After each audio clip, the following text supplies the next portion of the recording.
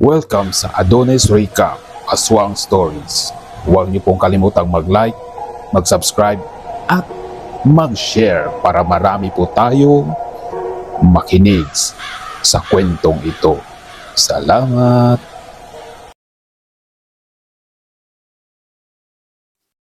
Disclaimer lang po, ang kwentong ito ay hindi po original na sa akin.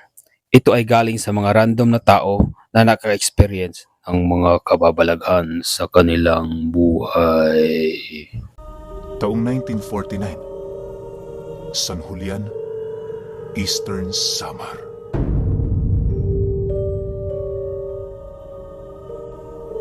Sa isang liblib na lugar ng San Julian, may nakatirang isang dalagang dibino na nagngangalang Konsolasyon. Panahon pa ng giyera nang manirahan ito doon. Nag-iisa lang din ito sa buhay, ngunit hindi yun nasisindak sa anumang masamang banta ng mga taong nakapalibot sa kanya. Magandang binibini itong si Konsolasyon. Halos hindi mo aakalain na meron itong espesyal na kakayahan. Medyo mahinhin ang bawat galaw, pero kinikilala ito bilang isang mapanganib na tao sa hanay ng mga nilalang na nasa panig ng kaliwa. Maraming kalalakihan ang nagka-interes kay Konsolasyon. Ang iba dinaan sa dahas, pero yun lamang ang naging sanhi para sila'y mabaliw at kalaunay bawian ng buhay. Hindi naman masisisi ng mga taga-baryo ang dalaga, gawa ng wala sa pagmumukha nito na meron yung kayang gawin sa kapwa nito tao. Maraming albularyo na rin na nagpatunay na hindi mangkukulam o mambabarang itong si Konsolasyon, bagkus ay isa itong dibinong albularyo. Tuwing sumasapit ang kabilugan ng buwan, nagtitipon ang mga albularyo na nanggaling pa sa iba't ibang dako para magbigay pagkilala sa isang napadpad na dibino. Matindi ang pagbibigay galang nila kay Konsolasyon, na parabang ang paningin nila rito ay isang uri ng diwata. Kaya sila nagkakaroon ng mga pagkikita sa kadahilan ng hangad nila roong humingi ng payo at magkaroon ng karagdagang lakas sa kanilang mga karga. Alam kong alam na ninyo ang tungkol sa mga dibino, pero meron akong ibabahagi sa inyo na hindi nyo pa gaanong nalalaman. Ang mga dibino kagaya ni Konsolasyon ay parang mga lakan kung tawagin. Sila ay may kakayahang bumuhay ng anumang mutyang namatay o hindi naman kaya'y maglapat ng konsagra sa anumang mga agimat para mapalakas pa ito mula sa orihinal nitong estado. May kakayahan din silang magbigay ng mga buhay na salita na hindi nanggagaling sa anumang mga libreta. Walang nakakaalam kung papaano nila ito nagagawa, pero ayon kay Konsolasyon, ibinubulong yun sa kanya ng mga engkanto. Sa loob ng maraming taong paninirahan niya rito, naging takbuhan na siya ng iilan. Pawang mga albularyo lang ang kanyang pinahihintulutang tumungo sa kanyang pamamahay, nang sa gayoy ito ang mabigyan niya ng gabay para makapanggamot. Sino mang tao ang pumupunta sa kanyang bahay, mariin niya yung kinukuntina. Sa presensya kasing tinatangan niya, maaaring hindi niya yun matutulungan, at ang nakakatakot pa, baka siya mismo ang maglagay nito sa alanganin. Yon ang isa sa mga dahilan ni Konsolasyon kung bakit bumuo siya ng grupo ng mga albularyo na magre-representa sa kanya. Maraming harang din ang lugar na kanyang tinitirhan upang hindi yun basta-bastang mapasok ng mga pangkaraniwang tao. Sa pagsapit ng taong ito, magbabandang Pebrero, katapusan ng buwan, gumawa ng pagpupulong itong si Konsolasyon sa kanyang mga nasasakupan. Pagpatak ng alas 4 noong mismong araw na yon, kasalukuyan ang nagkakatipon ang mga albularyong nanggaling pa sa iba't ibang dako. Karamihan sa mga ito, matatandang lalaki, habang ang iba naman, mga binata at matandang dalaga. Makalipas pa ang ilang minuto, dahan-dahan ang nag-aayos si Konsolasyon ng sarili niya. Paglabas niya sa kanyang tahanan, bigla naman yung nagsitahimik para makinig. Una niyang ginawa para umpisahan ang kanilang pagpupulong ay ang batiin yon ng kapayapaan. Matapos yan, sinundan niyo ng isang taimtim na panalangin, pagpapakita na sila'y nasa ilalim pa rin ng pamamahala ng dakilang Diyos. Makalipas pa ang ilang minuto, dumiretso na rin si Konsolasyon sa kanyang pakay. Una niyang tinanong ay ang hanay ng mga albularyong kasalukuyang may pinapagaling na pasyente. Yun kasi ang mahalaga para sa kanya, nang sa gayoy magawa niyang malaman kung ano ang maitutulong niya rito. Pagkarinig naman ng isang binatang albularyo sa kanyang sinabi, dahan-dahan naman yung tumayo habang nagwiwika sa kanya ng, "Magandang gabi ho sa inyo, Dibino. Ang aking pinanghahawakang pasyente ngayon, biktima ng yanggaw ng aswang. Nagiging madalas na ang pagpaparamdam nila. Batid kong merong mangyayaring hindi maganda. Ano hong maipapayo niyo sa akin?" Nang marinig naman niya ang sinabi nito, agad naman niya yung nilapitan at binigyan ng isang buto na nanggaling sa sepulkro ng mga engkanto. Inilahad niya rito, wala yung ibang gagawin kundi ipainom sa pasyente nito ang maligamgam na tubig na pagbababara nito.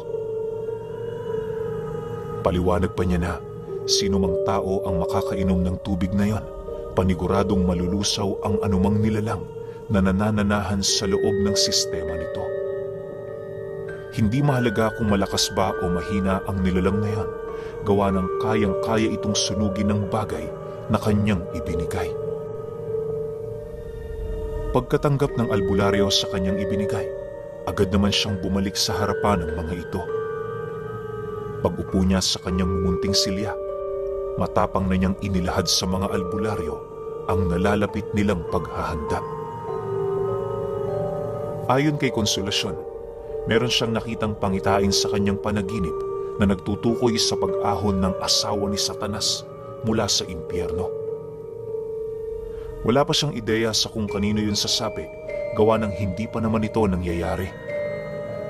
Paliwanag pa niya na wala silang kakayahang pigilan ang kaganapang yon dahil mismong ang mga kaibigan niya sa kabilang dimensyon ang nagkumpirma sa pagbabalik nito.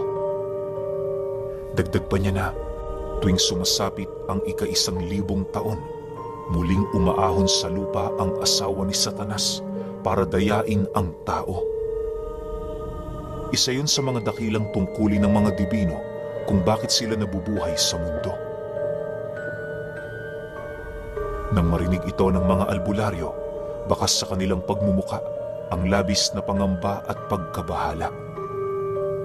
Kahit sino naman siguro pangingilabutan, lalo pat asawa ni Satanas ang aahon mula sa kailaliman ng impyerno. Mariinding inilahad sa kanila ni Konsolasyon, magdoble ingat hanggat hindi pa dumarating ang ginintoang galyon na kanyang hinihintay. Kinilabutan ako doon. Matapos niya itong mailahad sa mga albularyo, doon na nagwakas ang kanilang pagtitipon. Sa pag-alis ng mga ito, paisa-isa naman yung lumapit sa kanya para humingi ng payo at karagdagang usal para sa kanilang mga karga. Pinaunlakan naman yon ni Konsolasyon sa kadahilan ng isa yon sa kanyang mga responsibilidad sa mga albularyong nakapalibot at naninilbihan sa kanya. Pagsapit ng gabi, tuluyan na ngang nakaalis ang mga ito. Habang nilalasap niya ang katahimikan sa paligid, wala naman siyang ibang ginawa kundi pag-isipan ang mga susunod niyang gagawin. Pagpasok niya sa kanyang pamamahay, dahan-dahan naman niyang inihanda ang kanyang hapunan. Lahat ng kanyang iniisip noon ay pinili niya munang isang tabi nang sa gayoy maging maayos ang kanyang pagkain. Pagtungtong ng 9:00, minabuti naman ni Konsolasyon na magpahinga, gawa ng marami pa siyang gagawin kinabukasan.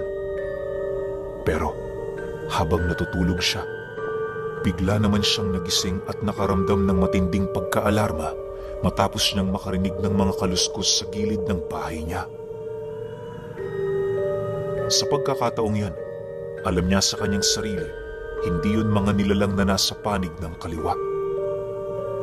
Kung mga nagkataong aswang kasi ito, maaaring sa bukana pa lamang ng bahay niya, mawawalan na yon ng buhay.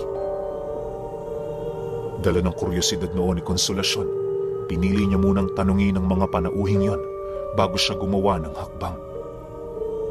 Pagtayo niya sa kanyang silid, mahinahong nagtanong naman siya rito ng, "Sino yan? Alam kong nandyan kayo sa labas. Anong kailangan niyo?" Matapos niyang makapagwika, agad naman niyang isinuot ang kanyang agimat na merong proteksyon laban sa kahit na anong uri ng matatalas na bagay. Pagdating niya sa silid ng kanyang bahay, doon bumungad sa kanya ang mga nakasinding sulok sa may bandang dingding. May nararamdaman rin siyang umaakit sa bubong, kung kaya't ang ginawa niya, buksan ang pinto para silipin ang mga ito. Pero pagkaalis niya ng tarangka, laking gulat na lamang niya nang bigla niyang masipat ang isang kamay ng lalaking humarang sa pintuang bubuksan niya sana. Pagpasok nito, bakas sa pagmumukha nito ang labis na pagkagalak na parabang nagtagumpay na yon sa kanyang plano. Habang dahan-dahan itong lumalapit kay Konsolasyon, mariin naman niya yung binalaan na hindi magiging maganda ang kahahantungan ng kanilang kapangasan. Pagkarinig naman ng lalaki sa sinabi niya, napangisi lang naman ito habang sumasagot sa kanya ng, "Huwag ka nang mahiya. Tayo lang naman dito eh. Kung gusto mo, sumigaw ka. Tingnan natin kung may makakarinig sa'yo." Dahil sa sinabi ng lalaki, hindi na nagdalawang isip itong si Konsolasyon na tawagin ang mga engkantong nagkukubli sa kanyang tahanan. Pag-ihip niya ng usal sa paligid, sa isang iglap, bumungad sa kanyang likod ang isang mandirigmang tikbalang na balot ng kalasag na gawa sa ginto. May tangan-tangan din yung napakatalas na palakol na animoy kayang pumutol ng kahit na anong bagay.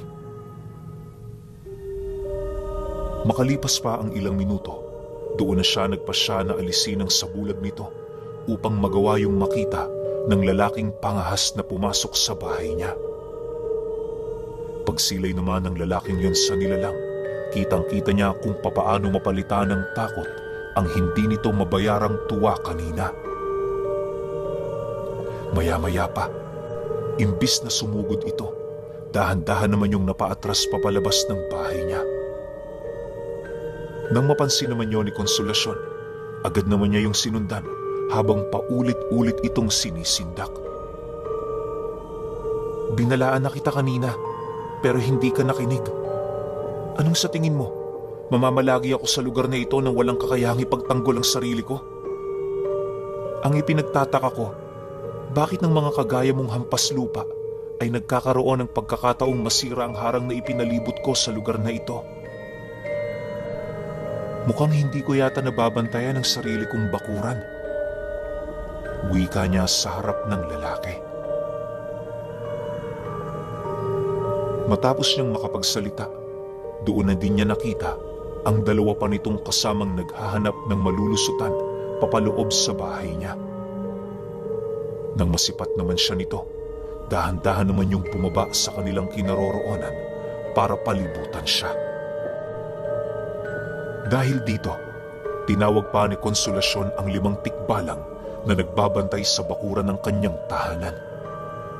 Pagkapalibot nito sa mga taong yon, ang kanilang saya napalitan ng takot at pagkabahala. Sinubukan pa nilang humingi ng pangalawang pagkakataon para magbago, pero hindi na yon pinahintulutan pa ni Konsolasyon. Anya, masyado nang masasama ang mga ito. Kung nagkataong isa lang siyang taong walang kalaban-laban, maaaring napatay na siya ng mga panauhing yon. Dagdag pa niya na hindi siya malupit sa kapwa at ang tanging hangarin lamang niya matuto ang mga ito sa kanilang pagkakamali. Kalakip ng pagkatuto ay ang parusang hangad niyang magsilbing leksyon sa mga ito. Nang mailahad na niya ang nais niyang masabi sa mga taong yon, agad naman niyang inutusan ng mga tikbalang na dahan-dahan na yung sukulin upang mabalda ang iilang parte ng katawan. Pagkaraan ng ilang minuto, naglaho ang mga tikbalang na yon at doon bumungad sa kanyang harapan ang 3 kalalakihang halos hindi na makatayo. Bawat isa sa kanila patuloy na nagmamakaawa sa kanya para sa kanilang mga sariling buhay. Dahan-dahan din yung gumagapang papalayo dahil sa hangarin nitong tumakas mula sa kanyang mga kamay. Matapos naman itong masipat ni Konsolasyon, mahinahon naman niya yung nilapitan habang nagwiwika sa mga ito ng, "Huwag kayong mag-alala, hindi ko kayo papatayin. Ang kamatayan ang siyang pangunahing daan para matakasan ninyo ang inyong mga kasalanan. Hangad kong magtagal kayo sa mundo ng ganyan, baldado at walang pakinabang." Dahil sa kanyang sinabi, paulit-ulit namang nagpasalamat ang 3 na parabang tinuturing nilang kaligtasan ang kaparusahang iginawad sa kanila ni Konsolasyon. Maya-maya pa, doon na lumitaw ang grupo ng mga puting amumongo na siya namang nagdala sa 3 papalabas ng kanyang baluarte. Sa pagkawala ng mga ito, hindi pa rin naman nagbago ang kanyang hangarin na tumulong sa tao. Sa isip-isip niya, lahat ng nilalang ay merong dugo ng kasamaan, subalit hindi yun nangangahulugan na dapat mo nang kapuutan ng lahat ng kanilang uri. Naniniwala rin si Konsolasyon, nagkulang sa pangaral at gabay ang mga magulang ng mga taong yon, kung kaya't naligaw ito ng landas.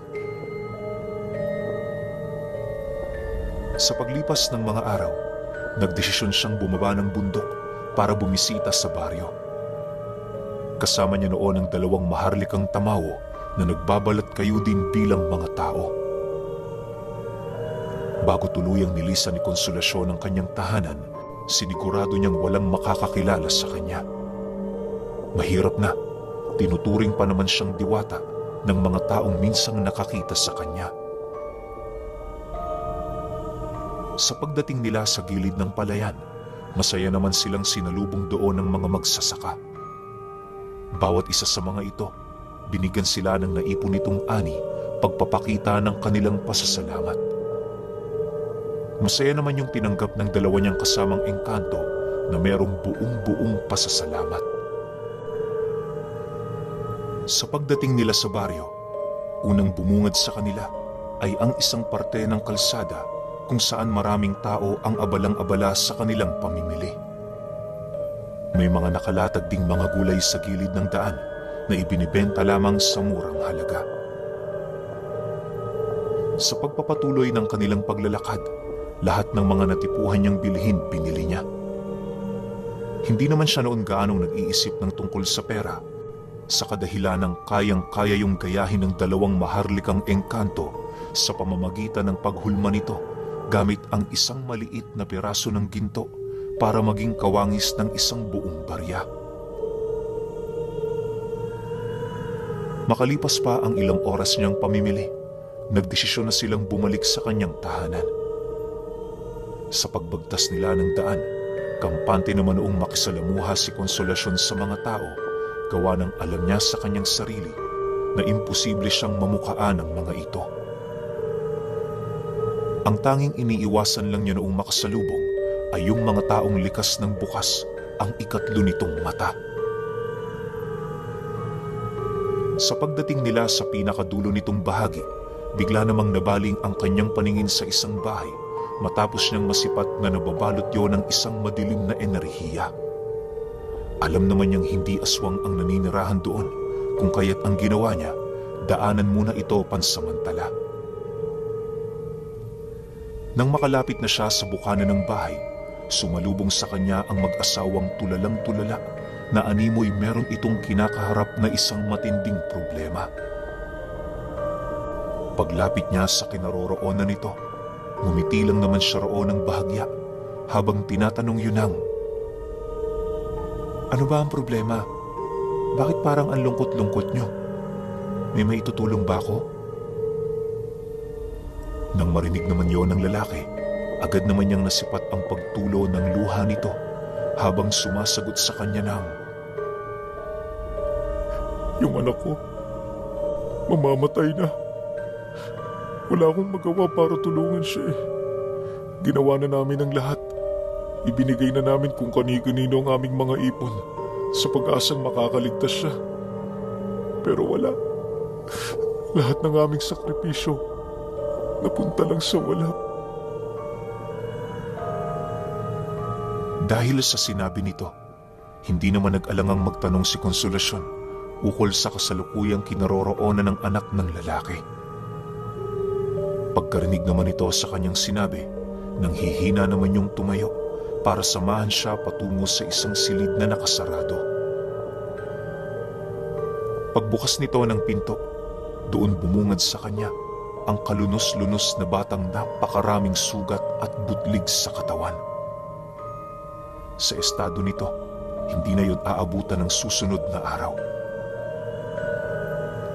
Paglapit dito ni Konsolasyon, doon niya nakita ang mga garapatang sumisipsip sa laman nito na merong mga sabulag. Maaaring yun ang dahilan kung bakit lahat ng sugat ng batang yon ay walang katapusan. Bago niya simula ng kanyang panggagamot, minabuti muna niyang tanungin ng lalaki ukol sa mga nangyari bago magkasakit ang anak nito.